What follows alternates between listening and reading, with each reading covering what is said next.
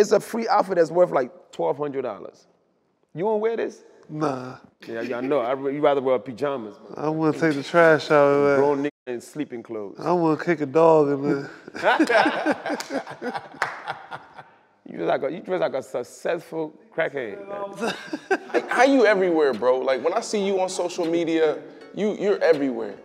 You know what I'm saying? Like, wait, you want to see me? Close your eyes. Every time you close your eyes, you see Michael Blackson, mother. We had to fight to get a meal, yeah. Wrongfully accused, we had to fight to get appeals. That's why we right to get a deal. He on the team, he gotta eat, you know. Despite your skills, keep it riding for the fam. You gotta light the wheels straight up. But in the past bad, work up in the trash bag. I'll pass a lot to take the test before I pass class. And my family needed bread, I had to come correct. That's why I keep airing it out like I just passed gas.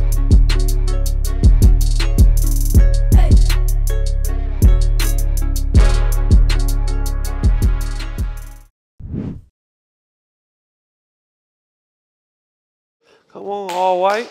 huh? Come on, all white. What's up, man? Yeah, I'm feeling myself. You feel good about your outfit? Like, you gotta style. Let me be honest. I ain't trying. He I does know you that. off the This is him. You can't get him out of those shiny suits. He love loud outfits. Yeah, my outfit has to be loud, man. Every outfit he wore on the show was loud, shiny and loud. Do you feel good about it though? Like, do you have a stylist? Nah, I'm gonna pay somebody to tell me whether I like this outfit or not. I think a style is the biggest waste of money on earth. Because at the end of the day, I gotta like it. So a stylist's job is technically to go to the store and buy your clothes for you. I'm gonna pay this person what, $50,000, $70,000 a year just to go buy my clothes? Could be more. Only because, like, I know what I like. Why do you like this outfit? It was free. But He love it, dog. I'm telling But you. don't get it wrong, I still like it. I'm a headliner. Headliner should always shine. You know, I do shows with comedians, and I'm like, these guys gonna stay dressed homeless. You said that You know, about me. T-shirt on this, and I'm like, people are paying a lot of money to come and see you. I got my dressing idea from like Prince and Michael Jackson. You know, you gotta show where that money's going. When somebody come and see me on stage, be like, damn, I know at least some of my money going to this outfit. My outfit gotta be loud. It gotta be like, hey, I'm here, punk. I'm here, motherfuckers. All my outfit says I'm here. Honestly, I wasn't even thinking about the podcast when I wore this. I just wore this to go take a shit. This is my taking a shit. This is actually what I wore. I went and had a meeting with my financial advisor, and I totally, if I really thought about the podcast on my way, when I left my house, I thought I would have time to go back home to change. This is like a really afternoon outfit. This is not loud enough. it's not loud enough. It would have been Versace. Not for cameras. You know, when I'm on a camera, I gotta look like $1 million. I'm right now like $500,000. Name the top 5 best dressed comedians. Right now, Yes. dressing to me is just being different. You know, I think I'm number 1. I'll probably get 2 to Cat Williams. He drive real crazy. Let me see. God, I can't go any further. Kevin Hart. Nah, Kev look dressed plain as hell. Kev do not. He wears nice, expensive clothes, but it doesn't like tells you, hey, I'm here. You gotta have that. That's not his style. He don't like to be loud. His stuff is more settled. You know, Cat is loud. I'm loud. Steve Harvey. All right, Steve, who got them little pastor suits? Okay, Steve Harvey. Let me see. Who else? And then it just probably gotta go to the ladies, man. The fellas are not impressing me with their clothing. So this is a big show for us because this is our first time having a comedian on I Am Athlete.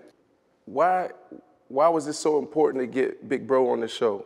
Number one thing for me was we get someone that's have meaning, and I think it's a good. He's hip, he's hot. I mean, he's pop. You know what I mean? He relate to the older people. He relate to the younger kids. You know what I mean? And he know how to stay current with the kids. And if you watch him, he give you a good show. And he get one side chick a month. Legend. He get one side chick a month. You believe that? Yes. Hell yeah. It was on the show. That's all he talked about. What show y'all keep talking about? Y'all keep talking about this show. What show y'all talking about? We on the show Couples Retreat. And their problem is that he wine and dine his side chicks too much and not just hit and leave. That's why his girl is mad at him.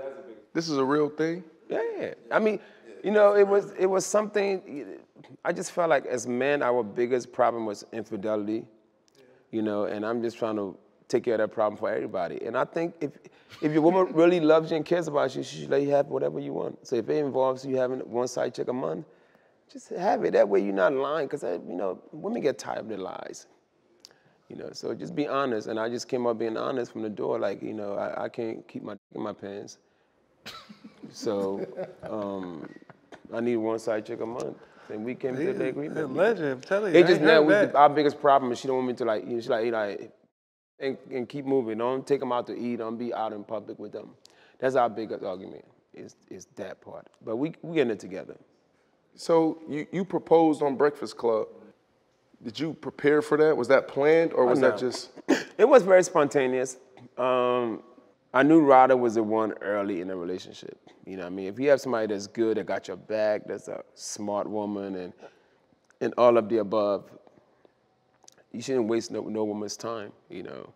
It wasn't planned. She had no idea. In fact, I had a buddy of mine that sold diamonds, and I just you know, I feel like doing this. Breakfast Club, you know, nobody knew. Nobody had no idea. And I got the ring, and I had the show in New York on that Tuesday. So I'm like, the guy able to get his ring to me in time, I'm gonna do it on Breakfast Club on Wednesday. And he brought it right in time, and she had no idea, none, and it happened. You know, in front of the whole world. Because I want the whole world to know I had a ride or die chick. She's a great, wonderful woman. That is a great name, though. Rada. That is. Well, I met her where you should not meet people. Las Vegas, mother. No, I met her in Vegas. I met her through like a mutual friend. Me and Lil Jon are very good friends, and she was friends with their people. And on Monday, I landed this day. It was on a Saturday. I was on to Vegas for a meeting. At the airport, I was going through baggage room, and I saw Lil Jon. I'm like, what you doing here? He said he's hosting a party. He said, you know, come down. So after my meeting, I went to this party, and that's when I met Rada. Rada was friends with his people. And then, you know, when it started, we just like, I wasn't trying to holler at her, because she looked very conservative, way out of my league. I'm used to, like, you know, the artificial type. She like some insurance agent. That's what I call them. When I seen her, I'm like, you like an insurance agent. You know, and then, but John introduced us, and then right away, we just cracking jokes. And then I told her, she told me she's living in Arizona. I said, well, I'll be up there in like a month to do a show. She said, when you come, you know, let's hang out, whatever. And when I went out there, this is how much I wasn't even trying to holler at her. Because when I went there with a chick. I took a whole girl with me when I went. A whole girl? A whole girl, not half, a whole chick. Usually I just take the leg and the face. I took a whole motherfucker in this guy. I had a whole chick with me because I didn't think she was interested in me. You know, I looked like whatever, and then she looked like an insurance agent. But she was in the dispensary business at that time. She's no longer doing that. Because that's exactly what brought us together. She just thought, you know, she's Cambodian, and she's into the dispensary world. So she know a lot of rappers. She did, you know, she was distributing a lot of weed and stuff to people. And then when she saw me in Vegas, she thought, okay, I'm black, I smoke weed. Right. So she's like, you know, when you come, you know, I'll give you some vape, whatever. I'm like, okay. When I got there, I'm like, I really don't smoke. You know, I smoke coochie. So she brought this vapes and all that stuff, and I mean, I just took it out of, you know, just to be nice. And then I introduced her to my friend, and then I had a show that night, went to the show, went to the party afterwards, you know, but like I said, I had a whole chick with me, this little 6-foot model chick from Florida I had with me. Where the model chick at now, you know? Oh, yeah, I left her for the streets. And then the next day, I was about to leave, but my flight didn't leave till later on that evening. So I had a buddy live in Arizona, my Nigerian buddy. He's like, here, Mike, I'll make some Nigerian food. And I love my African food. So Rada came and, you know, drove us there to his place. And then was like, I'm always walking in a house, and I think that the model chick I was with walked in ahead of us. And I don't know what it is, me and her just touched each other. And that touch was so, I don't know how to describe the touch, but that touch is what got us together right now. It was some feeling we had, and it was on from there. And then, you know, then it came to a point, at that point though, even though me and her just started seeing each other, I said, listen, I've been single. I like my single life, you know, we could be together, you know, but I do what I do. Right. You know, and she had accepted, but when we decided to get engaged, and, you know, I had to cut down to once a month. I was really getting it whenever I wanted to. Because at that point in my life, I was just all about threesomes. I got to have 2 at a time when I was single. See who I want when I wanted to, but, you know, I had to compromise. It's hard for me to really follow comedians and what y'all say. Like, No, this is my real life. Like, the thing about me is, like, my whole life I've been lying, sneaking, this or that, but when I became single, I'm like, why am I lying, sneaking for? Just be honest. If you be honest, 50% of women will accept whatever you are, what you doing. No need to lie. Be lying. Ain't my time to lie. Like, and that's how I was. I would, you know, in fact, when I was going back to LA with the birthday girl, I said, Rada, you want to come? She said come often. I said, well, she's be here till Wednesday. So if you come Wednesday or she leave Thursday, Rada's like, I'll come Thursday. When she came, it's on. Question about where you think you at in the list of the comedians? Top 10, top 5 comedians right now? Let's say top 10. Right now. Right now. I got to give one to Dave Chappelle. I give it to Chris Rock. Chris Rock, just maturity, you know what I mean? Him being so mature and how he handled that whole situation. How he got smacked? No, but he's still one of my favorite comedians. I feel like you gotta take them out of it. Take him out of it? Yeah, because they like the Godfather a little bit. Like. Oh, so you mean like the recent, like right now, new comic. So we taking Dave Chappelle out? Of course, that's what I'm saying. You gotta take Dave out of it. Take Dave out? Yeah. We're gonna right now. I disagree with taking Dave out because Dave reemerged. The last I know, but Dave is the goal. Dave is where you reach. Yeah, but that's LeBron. So if we talk about the top 5 players in the NBA right now, say, oh, we're going to take LeBron now. Jordan. No, you say top 5 NBA players now. Chappelle's still active. Yeah, he's still very active. Having shows, he got the form and everything. You don't agree? I don't agree because Dave is like Dave. Like, of course you I hear what you're saying, but he's active. Let's talk about it in terms of like sports. Kevin Hart, Mike Epps. He's an active comedian. You got him, you got... I see what you're saying. Dave Chappelle is a pivot, is what you're Yeah, saying. it's like the pivot, like, it's like, you know you're going to put Dave at number 1. Of course you know, like that's like Jordan. You know you're going to put Jordan at number 1 for something. That's him. Dave. No, so because he's active. He's still telling jokes on a consistent basis. And that's, I mean, this guy come up with a special every 2 years. I mean, that's hard. It's hard because, like, I write my own jokes. So it takes... You get 15 good minutes of material every year for a person to write their own jokes. You know what I mean? Then if you have writers, I mean, don't get me wrong, whether he has writers or not, you know, but when you don't have writers, I come up with 15 new material every year. So if you're going to come and see me, if you come and see me this year, you come and see me next year, out of the 45 minutes, you're going to get 15 minutes of new stuff. And then, so it takes like 3 years to get a brand new 45. So if your favorite comedian, now unless you just really like them, probably go see them every 3 years. You know, if not, you're gonna get almost at least half of the same thing, you know. So he come up with special, and his special has been brilliant, and that's important. So Dave Chappelle is number 1 right now, consistently doing it. You know, Chris Rock is still touring, you know, but he's an OG. So I don't know where we're gonna put him at. You know, Kev comes back. He's back on tour again. Yeah. You know, so I'll do Dave Chappelle. I'll do Chris Rock. I'll put Kevin on there. You know, those guys are all doing, I mean, big things. I mean, you're talking about like 10,000 seat arenas, you know. You still can't count out Cat, only because, you know, with everything he's been up and down, he still finds a way. People still love him. He's still selling out venues, you know. But you see what I mean? The list's already gone now. What do you mean? That's 4. You put... I put too many. So you know what? We'll Chris Rock and Kevin. I'll do top 5 OGs and we'll do top 5 new young comics. How about that? All right? So, I mean, Cat is still active. I mean, we got Epps is there. We got, you know, I haven't seen Cedric in a while doing nothing. You know. Monique? Monique. What?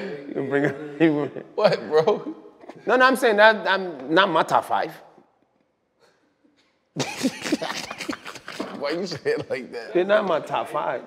We'll talk about that whole beef next. I mean, those are like, you got the OG with the, you know, and then you got these guys, you got Put Cat, you got still Put Apps who's still consistently working. You know, that's that 5 there. Then I'll go to new 5. The new 5, you got, you know, I'll go with number 5. We got to go with the tour that I was on was just lit. The tour I just got off, the tour just ended called the No Cap Tour. You know, we sold out 5 to 10,000 seat venue. It was me, DC Young Fly, D. Ray Davis, got Carlos Miller, got Chico Beam. I mean, out of those, I would pick out, you know,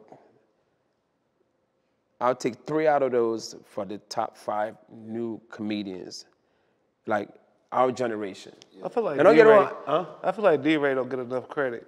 No. I got I got me, D-Ray, DC Young Fly, and then let me think of somebody that's popping that wasn't on that tour. That's, you know, Country Wayne. Don't count him out. This kid is like got his own lane, doing his own thing.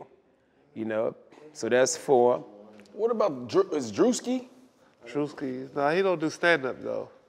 Okay. He haven't done but stand-up. there's social media, and then there's stand-up. I never seen okay, Drewski. I never keep seen going. Okay. Country Wayne in stand-up. Right. Is he good in stand-up? Who? Country Wayne. Yeah, Country Wayne.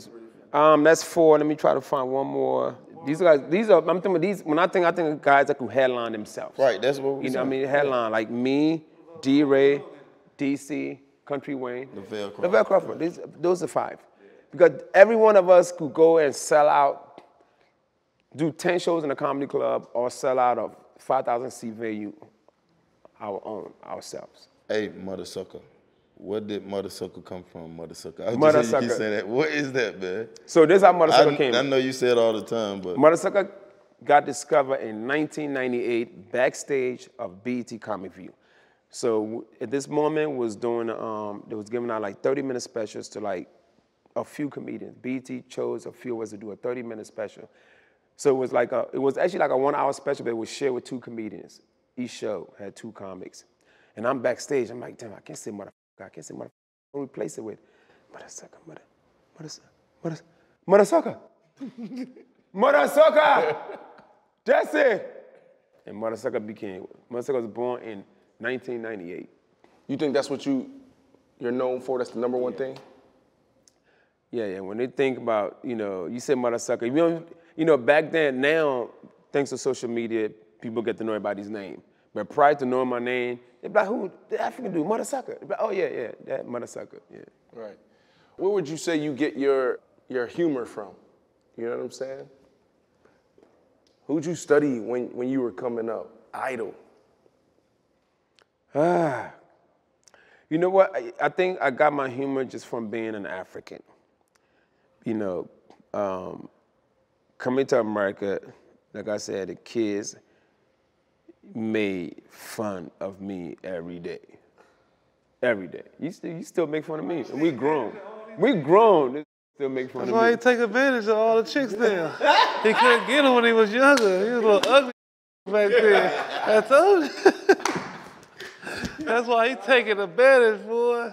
Michael Blackson down. I just decided to take what they think or say about us, you know, and make it into a joke. You know, there was nobody to really, there was no foreign comic for me to say, I'm gonna try to be like this person when I started. You know, I just decided to just make fun of what's going on in my life. You know, but don't get it wrong, Eddie was the first comedian I saw when I came to America. I missed the Richard Pryor era. So when I came out later, when I started doing stand-up, I found out, you know, Richard Pryor is really the GOAT. So then I started watching some of his stuff, you know. But Eddie, I just thought Eddie was the greatest of all time. Yeah, but it's a skill and the art to it, you know? And I mean, I just learned something earlier when you talked about it takes 3 years. If you want to see new material, see your favorite comedian every 3 years, right? If you want to see him do, a totally new show. Tony, if you see me 3 years, see me 3 years later, you want to see a totally new show. So there's an art and science to it, obviously, and the process. Why does it take so long? No, because, I mean, don't get it wrong.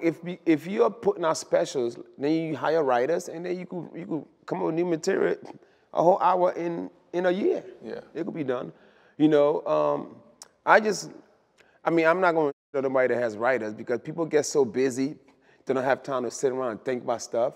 You know, I mean, the greatest comedians of all time have all had writers. You know, so when you have writers, you know, you got 5, 6 writers to bring you material, it's a lot easier. You know, me on the other hand, I just like to come out of my head. Don't get it wrong, I think you know, eventually I'm gonna probably, you know, go ahead and make things faster. Especially when you do a big tour and then you want to go back to those cities, you know, then you gotta go back with almost new material. You haven't had no comedians try to give you any material? No, comedians, I mean, there's a difference, because the difference in having writers than people throwing you ideas. You know, like I'll say a joke and D-Ray be like, hey, Mike, add this to the joke. I mean, that happens all the time. When you think you'll get your big, like, Netflix Michael Blackson stand-up? Hey, I'm ready for it, you know. It's just a matter of Netflix believing in me to do it. If they don't, we're in a whole different era where you don't have to sit around. You go shoot yourself, and if it looks good, have the agent go, then you go sell it, you know. You gotta shoot it the right way. And that's what I'm gonna do. I'm gonna do that this fall. You know, I've been like... Because you've been doing it for so long, I think you deserve something. Well, you know, a lot of people has done specials, and all their specials has not been special. You know, so if your special is not special, don't even waste your money, your time, you know, in doing a special. That's not gonna be special. I could name 10 comedians that done 7 specials, and they're still in the same place they are, you know? So that's, and when you do a special, once you put that material out, you technically not supposed to use that again. You know, so that's why when Netflix started giving out... There's rules to it? Huh? There's rules?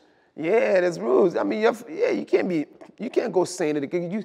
You're gonna feel guilty saying it again, because I'm like, that's on TV, they saw it already. Right. Even though, that's why a lot of time, this how comedians put out special. A comedian will go on the road for 3 years with the same material, right? 2, 3 years with the same material. After they're done touring, make as much money as you can off that material. Then you put it out.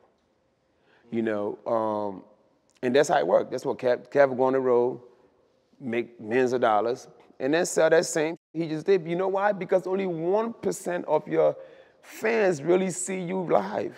Right. 99% in the house. You know what I mean? Only you put something on IG, 1% respond. So only 1% of your audience really come out. You know what I'm saying? So that's when you feel like, okay, now I'm gonna give them something from watch at home. You know, so you don't want to. The reason why I haven't done my special in the last 3 or 4 years because Netflix don't support. They don't giving out. They start out that $20 million to Dave Chappelle and then give out 20 to Chris Rock and don't know what to give everybody else. I'm like, oh, now I'm promoting that way now. I'm gonna need some millions. You know, because once I give you out that material, I can't use it anymore. I can't. So you just brought up Kevin Hart, right? And now you're talking about the business of comedy. And as athletes, you know, we gotta really be intentional in learning the business. What can we learn from Kevin Hart and his legendary run and how he approaches business? Have you taken anything from Kevin Hart? I mean, you know what Kev did, I think, from the beginning of his career, and the fun of me and Kev go way back. Let me tell you how far me and Kevin go back. When I came out to LA to audition for Next Friday, Kev was the one that dropped me to the airport, right? To fly to LA. How he ended up dropping to the airport is a whole different story you're not going to believe. So 2 weeks prior, I was in LA, you know, because at that time this is like 1999, I had a part-time job with the airlines. So on my days off, I'd fly to LA, just come and network and, you know, whatever. And I just happened to be at the Comedy Store one night, and that's the same night Ice Cube came to see Mike Epps to get him in Friday, get him in the Next Friday movie. Wow. So I happened to be performing that same night, and Ice Cube like, then who's the African dude? Let him come audition, right? So I remember the lady contacted me that booked the show, like, hey, then we need to audition for some movie. They sent me the script. I saw Next Friday. I didn't know it was a sequel to Friday. I just thought it was a TV show. I didn't know what it was, but I later found out it was the sequel to Friday. And I think they set up an audition for 2 weeks later. So I remember going back home to Philly. And that week, me, Kevin Hart, another comedian named Touré, another guy named Buck Wild. Buck was just the most illegal person in Philadelphia. That nigga sold me my first fake Rolex watch. He had me so convinced it was real, I had a payment plan. In the middle, after like 6 payments, I realized my hands turning green. This is not real Rolex. Right. Nothing Buck said is true. This lie about, he Muslim, but his name is Aziz White. What Muslim guy named White? Right. He has a license that say White. So I remember we were all about to go to New York because, you know, Philly is like 2-hour drive. So New York is where you go as a comedian to get tough because New York audience is the toughest audience. That's why I love performing in New York. So me, Kevin Hart, Touré, and Buck, we're going to do some guy, this guy has a room in New York. Brooklyn Mike is the comedian's name. Every New York comedians, they all have different little rooms to do. You know, you go there and pick up $100 here, pick up $100 here. So this particular night, we all decided, we're all booked on the same show in New York. We all met at one place in Philly. Let's all hop in one car. You know, I don't want to put miles in my car. This person want to, you know, we all decided again in Buck's car. Why did we decide again in this car? It was probably the second biggest mistake of our entire life, okay? We all get in this car, heading to New York. Buck like, Mike, I'm tired, you drive. Why the you let the African drive this car? Right? So we found out later, Buck had a license plate that belonged to another car that was reported stolen. So what happened in Philly back in the day, and I did it, I'm guilty of it. Whenever you got a lot of tickets on your car, on your place, you just report it stolen, you know, and you get a new plate, and then that way you're not responsible. That way his tickets, they're gonna act like somebody else was driving it. Wow, I never heard that play before. Yeah, that was, that's 90s and early 2000s. Right, right. So what Buck must have had somebody's license plate that they let him use that they had reported stolen because they had too many tickets on the car. That's the plate that was on, and Buck had it was like a 94 Maximum. This car's only like 4 years old, so it was still really nice car. So that's why we all decided to hop in a nice car. So we on the turnpike, going to New York. Right around this time, we were around like Newark, New Jersey. Why did state trooper? You, Buck, Kevin Hart? Me, Buck, Kevin Hart, and another guy named Touré. State trooper behind us. I'm driving, I'm nervous. You know, I've never had a state trooper behind me. I'm hitting the brakes, I don't know what to do. You know, I'm all confused. Whoa, I pull over. So now the first thing to do, they read the place. The place says stolen property. So now they think the car is stolen. Oh. These got guns on us. Get out the car. Put your hands up. Walk backwards. I've never experienced this in my life. I don't know what to do. They're like, Mike about to get, I'm walking forward. He said, Mike, you gonna get shot. We got out the car, got us on the floor, ground, you know, where y'all going, whose car is this? And so Buck was so illegal. This guy had like counterfeit money on him. First thing, you know, threw the money out the car window, right? Since the police threw the money out, still had some in his pocket. So we on the ground. They're like, what you guys doing? We're on a comedy show. Whose car is this? He's like, Mike, listen, it's Buck's car. I'm not going to jail for this. Buck who? Buck why? I don't know if you got the real name. Aziz White, whatever he is. His car. I'm the unlucky that's driving it. But you ain't snitch. I'm not going to jail for nobody. And trying to get us all in trouble. Buck. All right, so we end up, I guess the stolen property, whatever, so we all end up handcuffs, police car, in prison, right? We all in the cell. He said prison. In the cell. They took you out of jail? Took us to jail. Took us all in the same jail. Buck is nervous. This, like, he got more fake money on him. Now he's chewing the money, trying to get rid of it. He's talking about, yo, chew some money. I'm not eating no money. His mouth green and blue. I'm like, nobody chewing no money. He said his mouth green and He's trying to get rid of this fake money he got. Make a long story short, you know, they let us out the next morning, and then we had to go to court. So we all had to go to, the day we had to go to court was the day I had to go for my audition. So court's at 9 a.m. I'm booked on a 1:50 p.m. flight from Philly. Me and Kev, the only decided to go to court. The rest of them didn't even go. Buck ain't want to, because Buck don't even know his real name, so he wasn't going to show up. Touré just didn't take it serious. So me and Kev rented a car that morning, drove to Newark, New Jersey, went to court, got the thrown out, and then he drove me back to the airport for him to catch my flight at 1:50 to be here for a 5 p.m. audition. Wow. Damn. You see how small the world is, though? Right. That's like going to high school, playing sports with each other, and then making it to the league. Where's Buck now? Still in Philly, scamming people. Y'all don't mess with Buck no more? Damn. I mean, I go there, he always try to book me. When I do a show in Philly, he'll book me for after party. I'm like, I don't want to get paid in cryptocurrency, motherfucker. I want real money, and I need a marker to check that. Back to Cav, so at that time when I did the movie, when the movie came out, I'm hot in the streets. You know, Cav was more like going to New York, but doing the mainstream room, not doing the ghetto room that we went and picked up $100 here.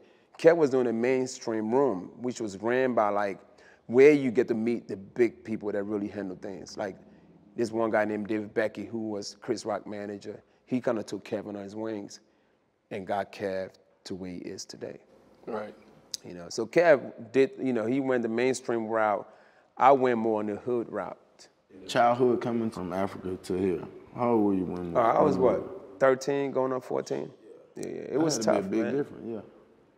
It was really tough. I landed in April. I remember it was cold as hell, and the American kids were mean as shit. I remember one time a girl punched me in the stomach for no reason. That's how mean Americans are. They're ready to fight any minute. Boys, girls, don't matter, you know. But it was rough. You know, kids clown me every day on what I wore, on my clothing, and because my mother, we had no money. My mother, you know, we came and she had to like find a job at McDonald's. You know, a lot of time, you know, Africans, we come here, you know, regardless of your degree, they don't respect your degree when you come here to America. In America, that doctor's degree equals to a yellow cab driver. Right. So we had nothing. Childhood, I couldn't wear the Adidas, I couldn't wear the name brand because we didn't make enough money. And that's why when I got money, I spent my money on clothes, making up for it. I never had. You sure? That's what you spent it on? Well, this one was free. I don't even have to buy everything no more. This one was absolutely free. And it's a free outfit that's worth like $1,200. You won't wear this? Nah. Yeah, I know. You rather wear pajamas. I want to take the trash out of that. Grown sleeping clothes. I want to kick a dog in there. You dress like a successful crackhead. How you everywhere, bro? Like when I see you on social media, you're everywhere. You know what I'm saying? Like, wait, you want to see me? Close your eyes. Every time you close your eyes, you see Michael Blackson, mother. Nah, man. Hey, I'm on a grind, man. You know, I'm on a mission. Y'all know my mission. I'm doing a big project back in Africa, so trying to get this money and, you know, give back to my I'm ready to community. see you on a big screen again, man. I want to see you there. I'm glad you mentioned that because I'm going to do my own movie soon. I'm going to shoot it. The script just finished up. I'm ready to be in it. Okay, all right. But we talked about it. We We talked about, like, you know, us producing the movie. So the first script is ready. I'm supposed to actually get T.I. to co-star with me. Oh. So, you know what I mean? We're talking about it. So it's going to happen regardless, but I would love for him to do it because we are so opposite. that's gonna be dope. It's like it's a spoof of Scarface. It's a Scarface spoof. We ready to see you out there, man. I'm ready, man. When you be done with the school? School should be done this summer, and then the kids should be ready to go at the beginning of the year. I actually just put up a tweet trying to find the best potential principal or leader to run their school. And I was like, hey, I pay twice the amount your school's paying you because the average income in Ghana is, all of Africa is very, very low. So it will pretty much be a private school that the kids will all get scholarship to. So what I'm going to be doing, I'm going to be paying for it out of pocket, but I do have a nonprofit, so I'm going to eventually try to do a big fundraiser because I want to build 3 more. It's just the beginning. I'm going to do one. I'm doing one right now. The one is in Ghana. I'm going to do one in Liberia, and I'm going to do another one in Nigeria. Right. So how much does it cost to build a school?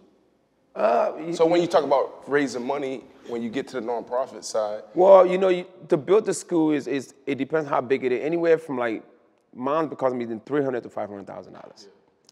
You know, to build a really good one. You know, so my goal is to do 3 of them, and then it's gonna cost me about $100,000 a year to run each one. Why are you so passionate about that? You know what I mean? Like, Because, you know, when I came to America, it took me a while to go back. It took me about 15 years to go back.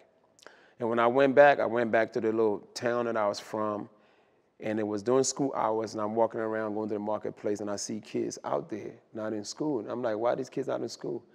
And I found out that, you know, the government school, which is like public school, fills up really fast. So the only thing that's left is private school, and they can afford it, they can go to school. So I'm like, you know what? I'm gonna eventually find a way to help these kids out. And that's how school became up. Do you think it's important for Black Americans to go to the motherland? Yeah, this should. And the thing about it, you know, when I came to America, it was during the time where nobody cared about being an African. The late 80s and 90s, they weren't Afrocentric as they are now. It's a whole different thing now. And everybody will have their time. Like, you know, now it's time to be proud of where you're from. And a lot of Americans are going home. They're going, and, you know, they're doing their Ancestry.com and find out where they're from. You know, I think it's definitely important to go and see where you came from. And you never know. You might want to, like, you know, vacation there. You might want to eventually move there. You never know, you know. But I'm glad that the word eyes is open, that, you know, Africans are finally shining. Everybody's finally claiming where they're from. Because when I came to America, it was all about being light-skinned. People make fun of people from different countries. And now everybody's looking for identity. So there's definitely, things have changed, you know. It's powerful. Sports. Before we let you go, talk a little bit about sports. You know, that's when I made the statement earlier, you're everywhere. I see you everywhere. You know, all the sporting events, you with the biggest athletes. You know, how'd you get into sports? You know what I'm saying? Where does your love from sports, love of sports come from? It's so crazy. You know, my favorite color has always been green. Watching a little bit of football, I didn't understand why a bunch of overgrown men wearing tight clothes chasing an octagon football. I still, you know. But then I liked the Jets. Octagon? Whatever it was. He said an octagon. What size is that called, man? You know. Football field, an octagon? No, what? No. He's talking about the ball. The ball. Oh, I don't know what you call that. Exactly. You play whole football, you don't even know what it was. Fact check on that. What is that? Like a oval, right? Like whatever it is. I didn't understand why a bunch of overgrown men wearing tight clothes chasing this one octagon, okay? But I started liking the Jets because it was green. I didn't even understand football at all. Till I came to Philly. I moved to Philly 3 years later. And then I was, you know, it was the only thing on my TV, you know, on Sundays. So I started watching it, and you know, that was during the Randall Cunningham era. Yep. You know, and then that's how I got into football. And then I started liking everything about Philadelphia, because Philly, you know, changed our life. Because back in Jersey, it was tough. You couldn't find a job. My mom had to find a job at McDonald's. I couldn't even find a job at 15 years old. You know, I was looking for work so I could help my mother pay bills. When we got to Philly, and cost of living was expensive in Jersey. We got to Philly, we found a 3-bedroom house for $300 a month in the hood somewhere, but who cares? I had my own room for the first time. You know, $300 a month. And then, you know, I remember going looking for a job. First place I went to was Domino's Pizza. I just wanted to answer the phones, got a job right away, 15 years old. In fact, I worked that job till I was like 21. That's how long I stayed there. You know, so I was able to, like, Philly kind of like was a little bit better for us. So I became invested in Philly. I started watching the Sixers and started watching the Eagles and got into the Phillies and Flyers. I was a diehard Philly fan. And then when I became, you know, when I started doing stand-up and became popular, then athletes started to like comedy, and then I became friends with athletes, and I really got involved in sports, you know, because then I have a lot of buddies that were athletes. I'll fly out and go see their games and vice versa. So I became really, you know. Speaking of Philly, since that's your team, what's up? What are y'all gonna do? Embiid, what do you think they need to do to fix everything? You know what? It was the first. I don't know. I'm hoping. I'm not sure what's gonna happen to Harden. Is he a free agent? Yes. He can opt out. He can opt out. Whatever happened, if he decides to come back, I think a second season they will have a better chemistry. He better not opt out. Huh? He shouldn't opt out. He shouldn't opt out, right? Out. Yeah, but I don't know if do the Sixers. You don't think he'll get the? Do Sixers have an option with him? He ain't gonna get the max no more. Not how he looked. No, he he's not. older now, yeah. No, he won't get. But you know, he's made a whole bunch of money. Yeah, I don't think. What he supposed to make right now? They're 50 almost. Oh, he ain't gonna opt out. Yeah. 47 million. It don't make sense to opt out. So if he don't opt out, we have to pay him? Yes. Oh, okay. Well, So you gonna pay him the 47 for another year? it ain't my money. If it was my money, I'd be on payment plan. I'll get Buck Wild to pay that. And the counterfeit bread. But, you know, hopefully the following year will be a better chemistry. You know, as long as they're both healthy, I really think they gotta. They gotta be healthy. If they don't do it, then everybody gonna be broken up. You know, we're gonna send freaking this person to Afghanistan, send another to Shanghai Sharks, send another to the fucking G League, and send deport MB back to Africa. Go back home. If they don't next year, they don't do nothing. I'm deporting everybody. MB, your green card getting revoked, motherfucker. We had to fight to get a meal, yeah. Wrongfully accused, we had to fight to get appeals. That's why we right to get a deal. He on the team, he gotta eat, you know. Despite the skills, keep it riding for the fam. You gotta light the wheels straight up. But in the past bad, work up in the trash bag. I'll pass a lot to take the test before I pass class. Yeah, and my family needed bread, I had to come correct. That's why I keep airing it out like I just passed gas.